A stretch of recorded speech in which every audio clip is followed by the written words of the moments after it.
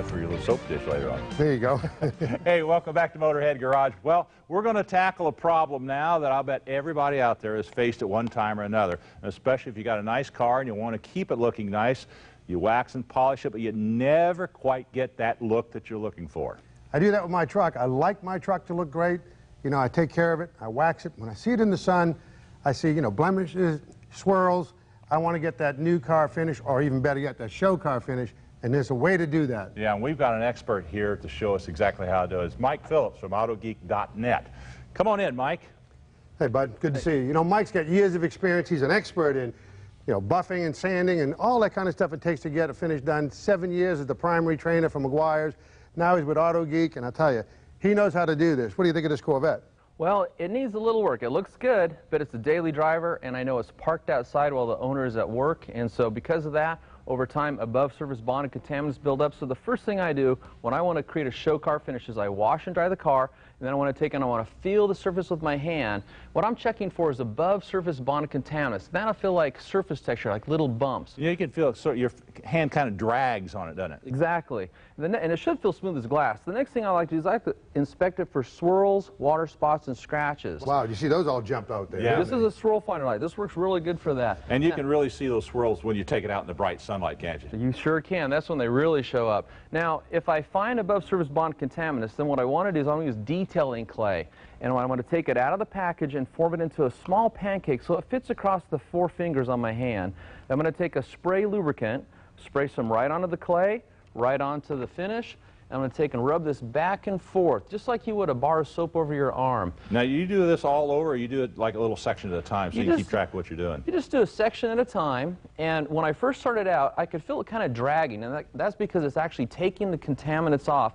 Now it's starting to actually glide effortlessly, and that's a sign that the contaminants are removed.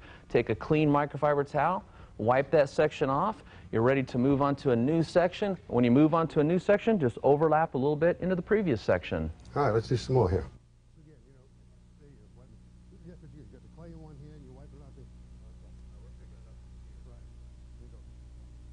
Now, feel the difference between where I've clayed and where I haven't clayed.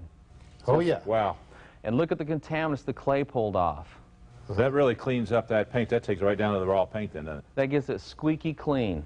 All right, now what's the next step? What's this do? Now, this is a paint cleansing lotion. And what this is going to do is it's going to take the results that we got with the clay to a higher level.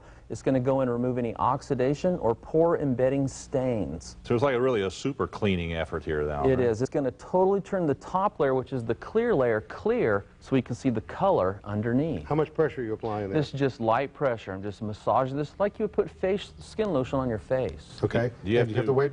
Yeah, go ahead, Sam. You have to wait for that to dry? Nope. You don't have to let it dry. You just work it in, take a clean microfiber towel, and gently wipe it off.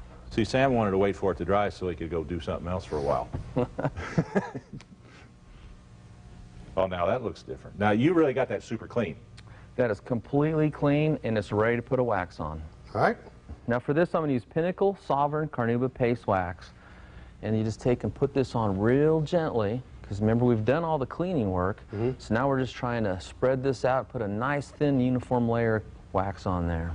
And that's a true show car wax, Now, this is a true show car wax. This uses Brazilian yellow carnauba wax, and it's been refined into ivory carnauba wax. Now, what is ivory? I've never heard of that. It's just a higher grade of carnauba wax to create a sizzling shine. In fact, this is so buttery smooth you can actually get 30 to 35 applications out of a single jar. Now, you don't need to let this wax dry. Just come down with the clean microfiber towel and gently wipe it off. Now, it's looking great, but what about those waxes that, you know, one bottle, you sit down, you do your car. I use them in my truck sometimes. They're supposed to do everything. Those are a one-step cleaner wax, and those work well for a lot of people, but when we're trying to create a show car shine, we're going to break that process up into dedicated steps. So we did a dedicated cleaning, and then a finishing wax. I see. So the trick here, and I see where we've made our mistake. I know where I made mine. You know, I've never really gotten to paint good and clean.